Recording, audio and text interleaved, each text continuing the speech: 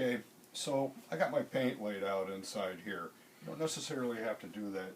You could put it out here any place that you want to put it out. I found a piece of glass, so I've just got the edges taped so I don't get cut.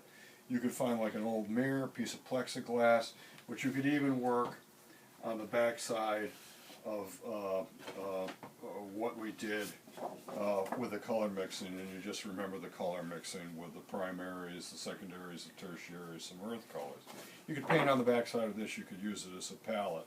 But if you're working sit down and you're right-handed, put your setup on the right-hand side so you're not reaching across your body. You're actually going to be looking at the object more than you're going to be looking at your painting. Just because all the information comes from there. So that's what you need to do. So what I'm going to do is I'm just going to start blocking this in. I got like a few brushes here.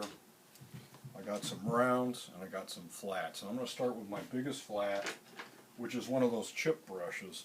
And I'm just going to knock in that blue that's in the inside of the box because it's the biggest space of blue.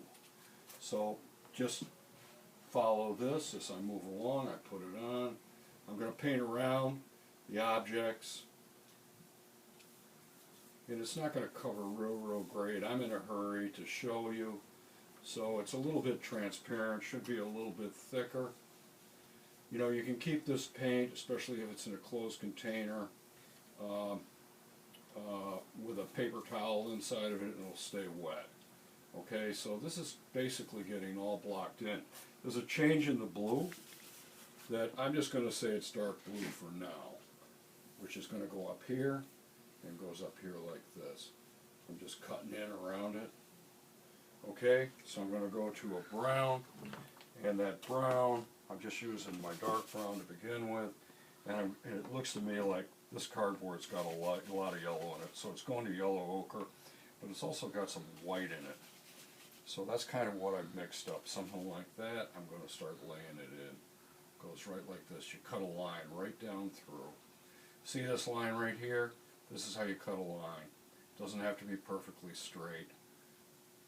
It's a painting, you know. It's not an architecture test. This white, this brown down here gets a lot lighter. And I'm not sure if this is exactly the color, but here we go. And it's like toys are really good to put in here because they're already animated. They're not realistic, so there's no sweat in terms of what these things look like. So I'm just going to block in a small bit, and that's kind of a peachy color that's in this doll's face that's right here. I'm just going to put down one mark, and also her arms are also the same thing. So there's just an indication. You're not going to go in and paint that whole thing. You're going to keep moving around. You want to get everything blocked in so that you're balancing things. This is a gray, so I'm going to go for this gray, and I'm just mixing that up. It's a certain kind of gray. There's a little bit of paint on there. I don't think it's quite that color, but you know, this stuff dries, and I can make the change really quickly by just putting some paint wet right over the top of it. That's more like it. It's more that kind of gray. I'm going to come down through here. I'm not worried about those holes in that owl. I'm just going to put it right down through here. And then I look up and I look at and I see the flowers. So what I'm going to do is I'm just going to, it's pretty white, so I'm just going to knock in a chunk that feels like those flowers. I can put the details in of the petals later. That doesn't matter. There's also that white, very white kind of skeleton cat that's right here. We got an orange, and I'm going to mix up that orange, tangerine, which is going to be super bright. Super bright. A little hard to get. Might take some work. And it takes as long as it takes. So here's my orange. I'm going to put that right there. It's got a little bit of a shadow underneath it. That's too much. You can always wipe it off with your finger or with a knife. But that's a good start. Now let me look at that other brown. And then I'm gonna stop. You're gonna have to, this is a little bit Robinson Crusoe. You're working at home, you're going to have to figure this out. I think this brown goes a little bit darker. So I'm going to put that in here just like this. I may change that later once I, once I look at it a little bit and I get my color balance, and then, for little things like this edge up here, this goes pretty light, like right here. And then there's the outside edge of this box, which also comes down like this. And then the whites that are in the background, I can put those in later.